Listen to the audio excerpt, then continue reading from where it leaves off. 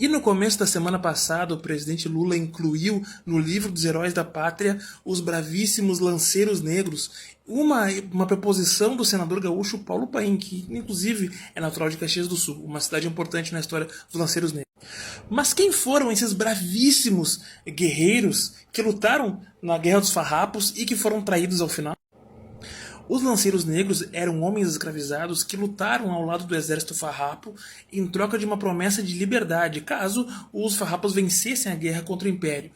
Inclusive, muitos deles vinham das instâncias dos inimigos dos farrapos, vinham de estancieiros que eram soldados legalistas ou imperiais e que eram convencidos a se unir à causa farrapo em troca de liberdade. Nem todos eles vieram dessa forma. Alguns eram de instâncias de aliados farrapos que eram doados para o exército republicano ou farroupilha, né, para lutar na guerra. Inclusive muitas vezes em troca de que os membros da família não fossem para a guerra. Porque vejam, nas chamadas guerras gaúchas, onde a Revolução Farroupilha foi uma delas, mas existiram outras, é muito comum o alistamento forçado, inclusive até de estancieiros. Não pensem vocês que só os pobrezinhos aqui eram alistados de maneira forçada. Claro que esses eram os primeiros, né? Inclusive imigrantes, muitos lutavam. Até na Revolução Farroupilha muitos alemães foram alistados à força, né? E muitos escravizados também. Mas vejam, muitos desses estancieiros que eram aliados à causa, inclusive isso foi uma prática que acabou sendo legalizada depois pela legislação da chamada República Rio-Grandense, que foi independente por 10 anos, né? Isso acabou sendo depois legalizado, ou seja, uma família doar escravos para não precisar que os seus membros, né, que os seus homens, os homens da família precisem ir à guerra. E os lanceiros negros eles estavam desde o começo da Guerra dos Farrapos. Inclusive, a famosa Batalha do Ceival, que é quando se proclamou a República Rio-Grandense, que aconteceu em 11 de setembro de 1836, lá estavam os lanceiros negros. Essa guerra foi vencida pelas tropas do general Neto, mas o Neto precisou receber reforços que vieram com o coronel Teixeira Nunes, que veio trazendo aí um corpo de lanceiros negros que veio ao reforço das tropas do Neto. A organização dos lanceiros negros se dava basicamente através de colunas. Eram basicamente 5 colunas com cerca de 50 combatentes em cada. Os comandantes sempre eram brancos e os soldados negros. Eles carregavam basicamente lanças, como vocês estão vendo aqui. Alguns lutavam a cavalo, como vocês estão vendo essa imagem aqui. Mas a maioria dos lanceiros negros lutava a pé, com essa lança, com um facão que ficava na cintura e geralmente com uma arma de fogo também. Nem todos tinham arma de fogo, mas alguns tinham uma arma de fogo. Só que era uma arma de fogo de curto alcance. Uma pistola pequena que cada vez que atirava tinha que ser recarregada. Inclusive, muitas vezes, os lanceiros preferiam lutar com a lança e não com a pistola. Até porque eles combatiam cavalarianos e infantes do outro lado que não estavam com armas de fogo. Então era mais prático ir com essa lança de longo alcance do que puxar a pistola e ter que ficar recarregando.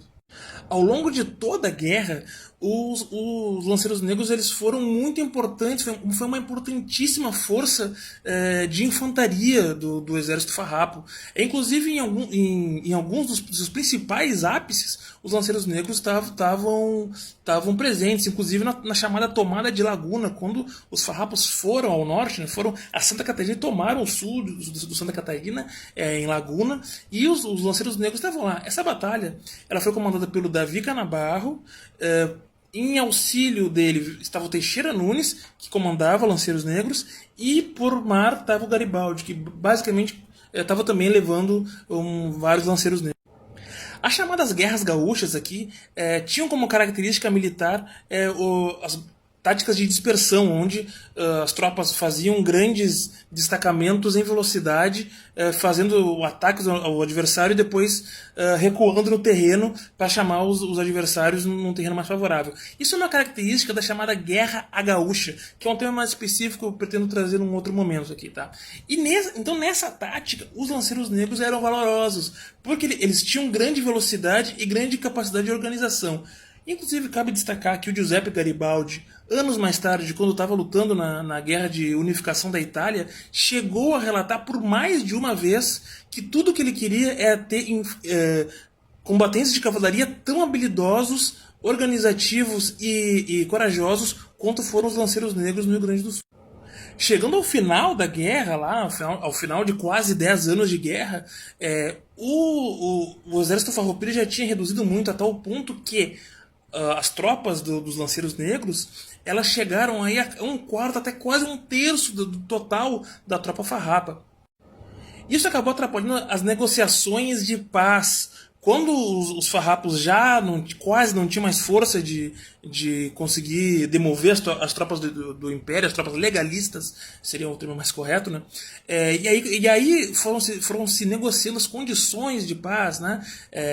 O preço do charque, que é o principal motivo da guerra, é o preço do charque. Tá? Apesar de ter sido uma guerra separatista, as condições comerciais foram o principal ativo. A questão do charque, também a questão do posicionamento político desses comandantes militares frente a outros estados que se viam em desvantagem. O Rio Grande do Sul tinha participado basicamente com a força militar terrestre do Brasil nas guerras cisplatinas e não via disso nenhuma vantagem. E inclusive muitos comandantes nem eram a favor da separação, inclusive o Bento Gonçalves, tá? E aí quando chegou já ao final desse conflito, de todas as exigências que se fazia para o Império, a única exigência que não tinha como ser cumprida era a libertação desses homens escravizados. Porque como que um império escravagista como o do Brasil ia permitir que apenas um estado não houvesse escravidão? E aí a solução que foi dada foi a grande traição que se fez a esses bravos heróis que foram os lanceiros negros. Como eu sou historiador, claro, eu tenho que sempre privilegiar fontes, eu deixo claro para vocês aqui que há ainda alguma contradição se realmente eles foram traídos ou não, mas tudo indica que sim, tá? Existe alguma contradição, mas essencialmente a maioria dos historiadores concorda que é evidente que o comandante militar Davi Canabarro entregou a localização dos lanceiros negros. Isso aconteceu em 14 de novembro de 1844. O Bento Gonçalves não era mais o comandante das tropas farrapas, era o Davi Canabarro, e o Davi Canabarro foi avisado por 2 vezes que as tropas do Chico Pedro, popular Moringue, se aproximavam. O Chico Pedro era o terror dos farrapos, ele fazia tremer na base, a maioria, pelo menos, dos comandantes farrapos. E o Davi Canabarro, ele ignorou os avisos de que o Chico Pedro estava na região. Inclusive, ele desarmou os lanceiros negros, desarmou de armas de fogo os lanceiros negros na noite anterior ao ataque ao acampamento. Então as tropas do Chico Pedro avançaram, atacaram, cercaram e massacraram os lanceiros negros. Os números são muito inexatos, se discute muito. No acampamento tinham entre 300 e 500 soldados, né, que estavam sem armas de fogo, foram massacrados, foram fuzilados, morreram entre 100 e 300, não se sabe o número ao certo. Porongos, que fica na região onde hoje é o município de Pinheiro Machado. Nem todos eles morreram ali. E também a gente tem que destacar que não dá para esquecer que, assim, por mais que fossem traídos, também houveram aliados. E aí eu tenho que destacar o coronel Teixeira Nunes, que ficou ao lado deles, que era um genuíno abolicionista e que ficou ao lado deles até o final. Inclusive, 10 dias depois, houve a última batalha dos o coronel Teixeira Nunes conseguiu escapar ainda com alguns lanceiros e que 10 dias depois acabou numa outra batalha, a Batalha de Arroio Grande, onde os remanescentes acabaram mortos, inclusive o próprio Teixeira Nunes, que era conhecido por ser um exímio lanceiro. Ele também era um lanceiro, por isso que ele era o comandante dos lanceiros negros, né? É um homem branco, Teixeira Nunes, tá? Mas ele era conhecido por ser um habilidosíssimo lanceiro. E ele acabou sendo morto aí, curiosamente, por uma lança. Foi atravessada por uma lança e morreu junto com os últimos lanceiros negros. Por último, eu quero destacar algumas dicas bibliográficas para quem quiser conhecer o tema mais a fundo. O primeiro livro que eu quero destacar é o do Mário Maestre, que é O Negro no Rio Grande do Sul, Resistência e Trabalho. Também o livro do Moacir Flores, que é Os Negros na Revolução Farroupilha, e o livro do Jeremir Machado, que é A História Regional da Infâmia. Os 3 livros tratam basicamente sobre os lanceiros negros, são livros muito bons. Então, isso aí seria uma boa porta de entrada para quem quiser conhecer mais, tá bom? Nos segue aí, dá like, diz o que achou, nos vemos e toda a glória à memória dos nossos bravos lanceiros negros. É isso aí.